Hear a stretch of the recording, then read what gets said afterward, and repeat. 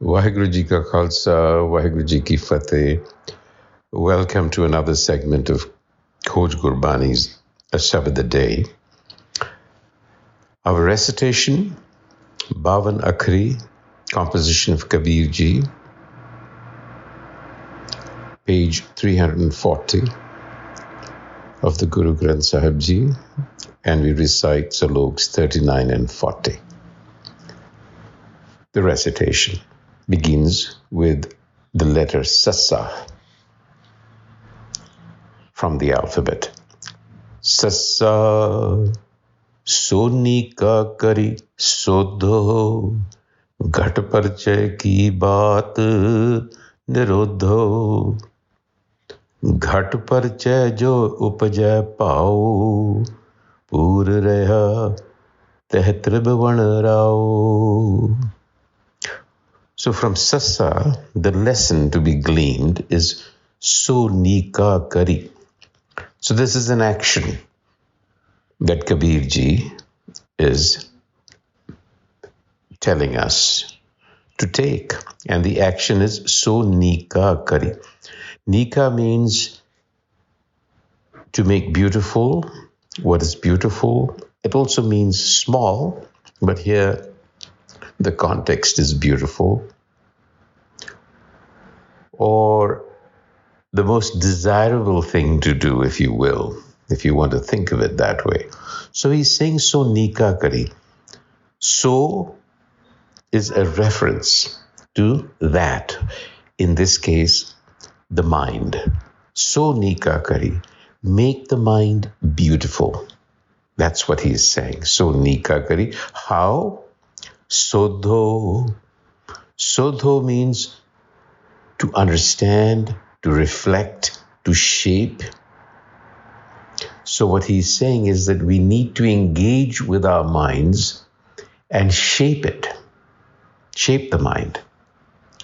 Fashion the mind. And make it beautiful. What that means is shape it into a masterpiece that we spoke about in the previous passages. That really is the purpose of life, is to take the mind and chisel it. Sodho. So what he's saying is make the mind beautiful by shaping it. How do you shape it? What is the tool to use to chisel it? It is Gur wisdom. He doesn't say that clearly here, but in Gurmat that is understood. Gur bin gyan na hoy. So it's about knowledge. The tool is knowledge, understanding, reflection on the mind, understanding the nature of the mind. As the third Patsha says, Guru Amar Das Ji, Man ki patri vachiye pai. Read the book of your mind. That's the scripture to be really read.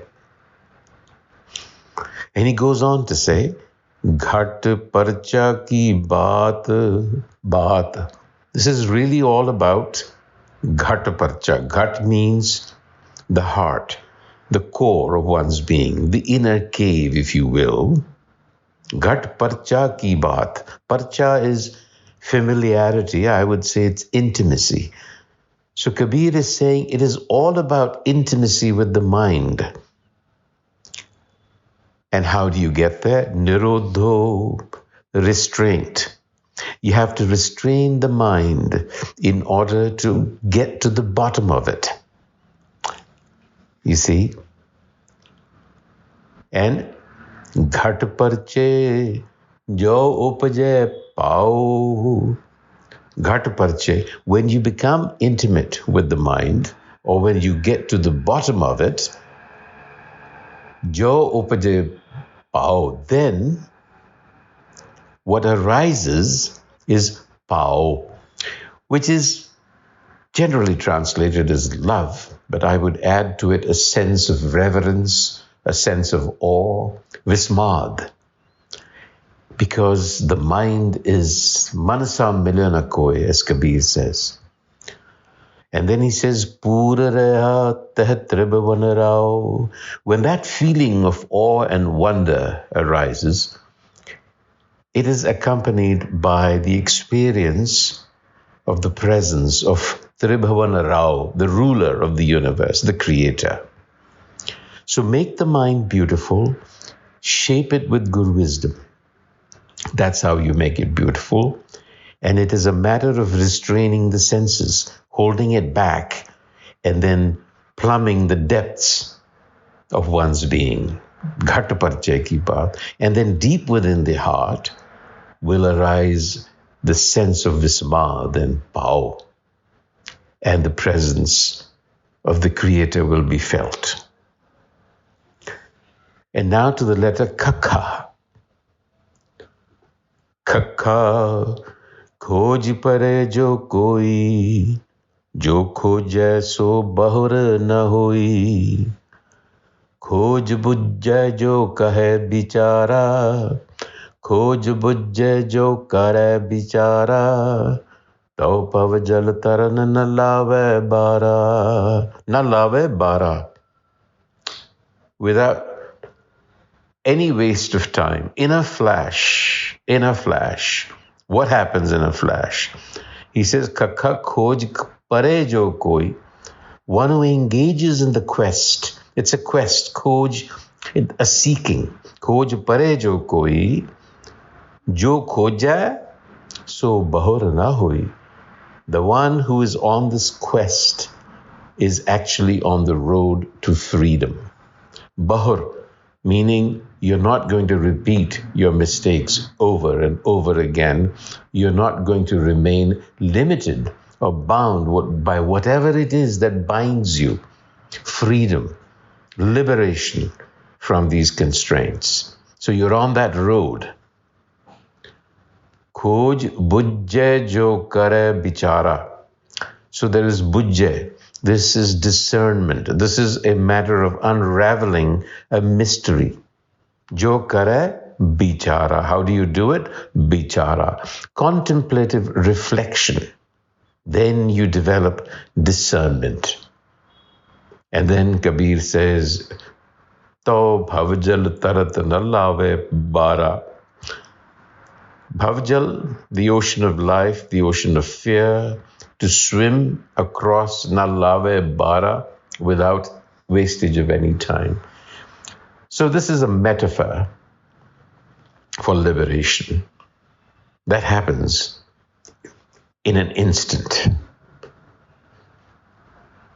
So the reflection on these two passages, we find that Kabir speaks to us in cryptic aphorisms, and it is then left to us, learners, the Sikhs. We have to delve into the layers of meaning that are captured in Gurbani. Gurbani is really textual provocation for the mind. It provokes the mind into thinking. And so we have to be provoked, and we have to delve into the layers of meanings, and then we have to complete the thought process by making meaning for ourselves. So this quest is about self-discovery. And this is what the authors of the Guru Granth Sahib were masters at. They created new vocabularies from the old. And so we should take that as a cue that there are no ready-made answers in Gurmat. We have to build a new language. We have to invent metaphors more suited to our own times. This is truly, truly a do-it-yourself effort. So don't look to be spoon-fed in this business. You have to work at it. And so Kabir Ji in these passages has spoken about the spiritual quest. And the spiritual quest is about establishing a very intimate relationship with our own core, with our being. It is like a spelunker, someone who dives into a cave. So we have to also take a deep dive into the inner cave, the ghat of our solitude, the heart. So it is a solitary quest, but at the same time, permanently anchored in Sangat, because you can't go solo. You will start hallucinating like mountaineers do.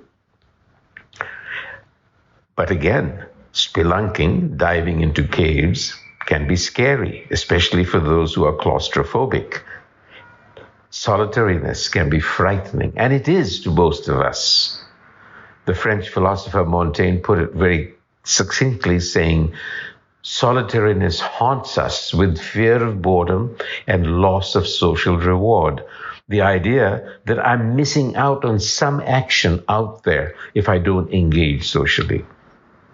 So, like Kabir, we are assured by Montaigne that this inner quieting is what is needed, because that is really fertile compost for self-realization. That is the basis for creativity. And that is how you shape the mind into the mold of the creator. On that note, Waheguru Ji Ka Khalsa, Waheguru Ji Ki Fateh.